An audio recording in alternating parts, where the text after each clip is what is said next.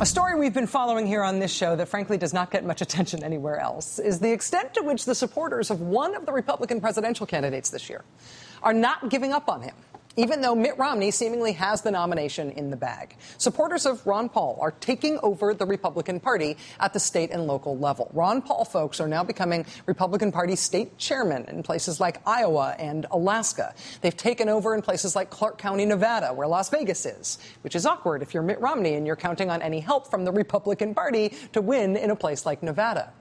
In addition to taking over the party wherever they can, Ron Paul folks are also still fighting to win the majority of delegates in as many states as they can.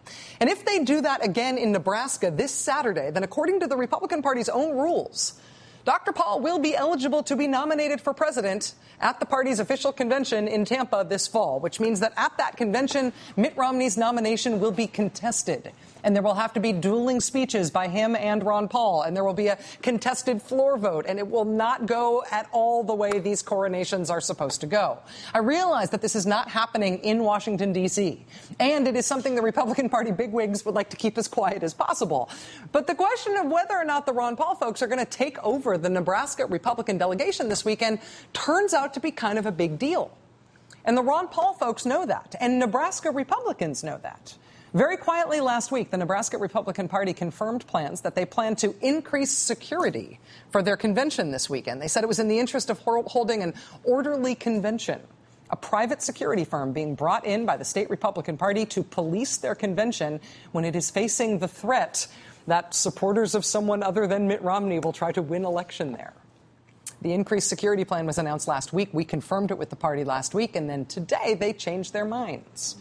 The state Republican chairman now says the party has reconsidered and withdrawn its plan to hire additional security officers. They say they're hoping for a convention that will be conducted the Nebraska way, by which they mean with civility. Republicans have had a really hard time adjusting this year to the idea that there's ongoing, committed dissent within their ranks. And frankly, the media have helped by ignoring that dissent, by pretending it's not happening. It's happening.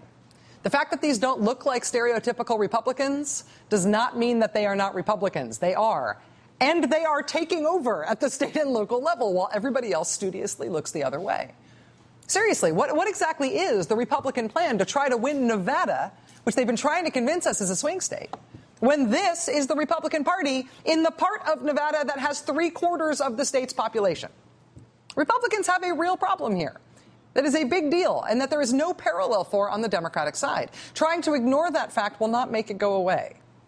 Private security guards or not, these dissenting Republicans that everybody is trying to ignore may do something this Saturday that turns the Republican National Convention this summer on its ear. I realize it is not happening in Washington, and therefore the Beltway will not pay attention. I realize that the Republicans who are in charge of the Republican Party don't want to talk about this, and so the Fox Newses of the world will never cover it. But it is happening. And if we believe that party politics mean anything in this country, the fact that one of these parties is being taken over from within and it's going to screw up their big pageant/prom in the fall kind of seems like a big story.